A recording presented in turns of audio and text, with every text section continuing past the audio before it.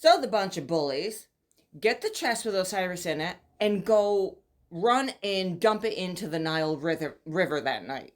Seth knew well that Osiris could not survive like that.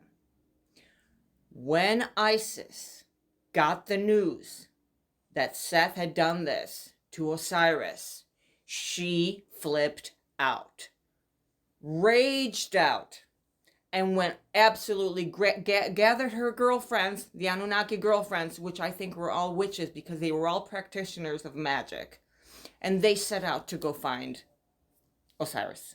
So her and her girlfriends searched all of the riverbanks, and after several days of searching, they found the chest.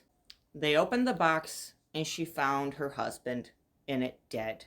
Crying and in desperation, Isis gets Osiris's body and lays it in the tall grass to hide it. And she went with her friends to go figure out what they could do.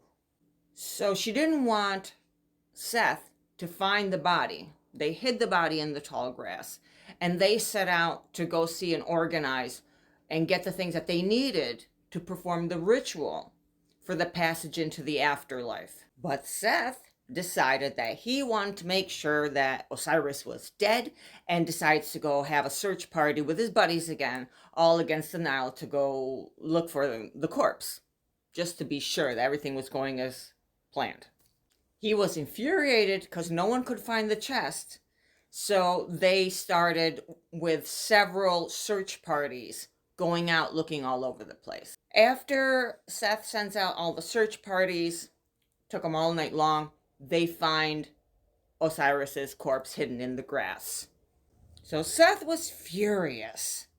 And to be sure that his body was never found again, he cut it into 4 pieces and had them disseminated all in different parts of Egypt.